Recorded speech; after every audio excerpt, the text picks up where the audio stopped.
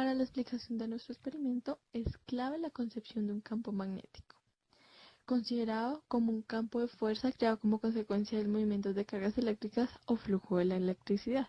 De acuerdo a cómo interviene este concepto en nuestro experimento, vamos a ver lo siguiente. En primer lugar, sabemos que el aluminio generalmente no es atraído por un campo magnético, es decir, sabemos que si acercamos un imán a un objeto de aluminio, no habrá una fuerza de atracción y por tanto, estos elementos no tendrán ninguna compatibilidad. Pero por otro lado, sabemos que el aluminio es un objeto metálico y conductor de la electricidad, por tanto es un elemento que sirve para nuestro experimento.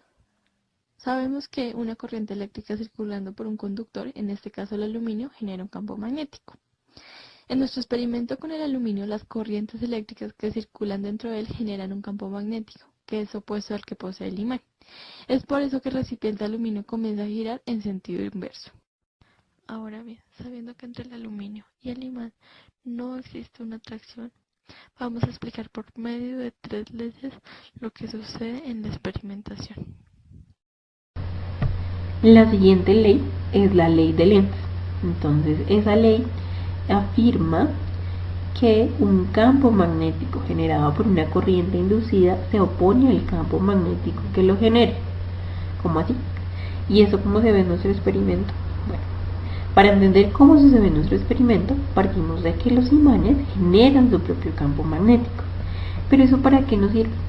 Entonces nosotros decimos que el imán generó su propio campo magnético. Ese campo magnético generó una corriente inducida y por lo tanto otro campo magnético dentro del vasito.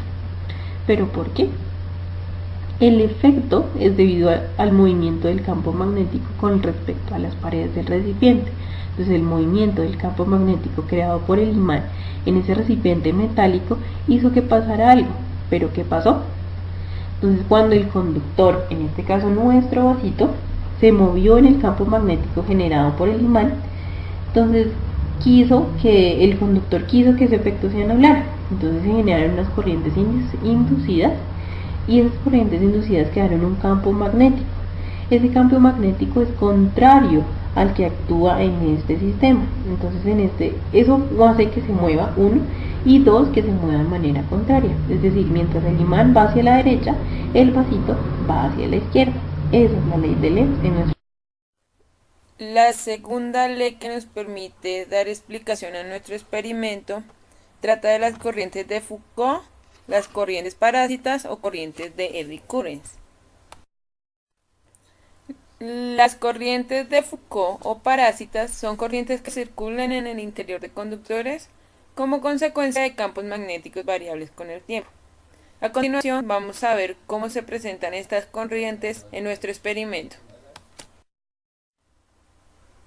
El movimiento que está generando el imán causa una circulación de electrones, es decir, una corriente inducida dentro del conductor, que en este caso es nuestro recipiente de aluminio.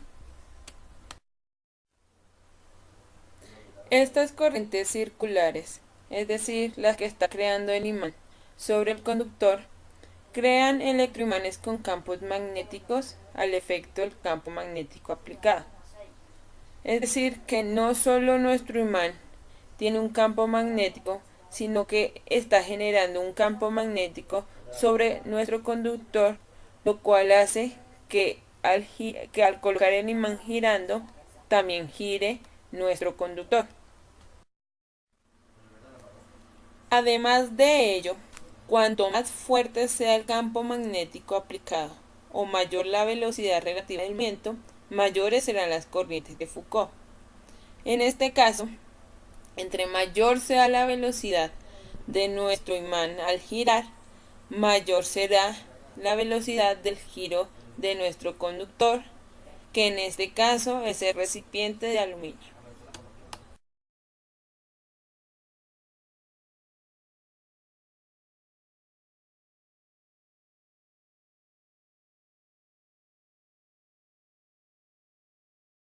Inicialmente nuestro experimento puede justificarse a partir de la ley de Faraday. Este quería demostrar que un campo magnético puede crear una corriente eléctrica, dado que ya se había demostrado que una corriente eléctrica creaba un campo magnético. Sabemos entonces que un imán produce un campo magnético y que si está en movimiento, este campo será variable. Y a su vez, dentro del vaso se genera una fuerza electromotriz. Tenemos que el aluminio es un material conductor, y cuando esta fuerza electromotriz ocurre dentro de un conductor, se genera una corriente eléctrica conocida como corriente eléctrica inducida. Generalmente a este fenómeno se le conoce como inducción electromagnética.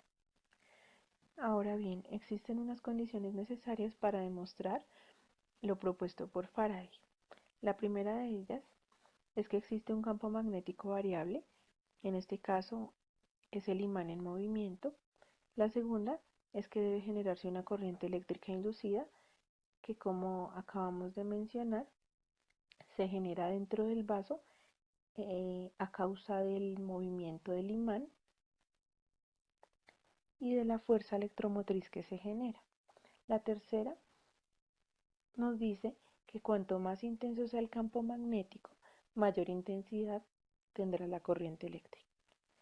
En nuestro experimento, esto quiere decir que cuanto más rápido se mueva el imán, mayor será la intensidad de la corriente eléctrica. Como podemos ver entonces, estas tres condiciones necesarias para demostrar lo que propone Faraday se cumplen en nuestro experimento, lo que quiere decir en este caso que un campo magnético puede generar una corriente eléctrica.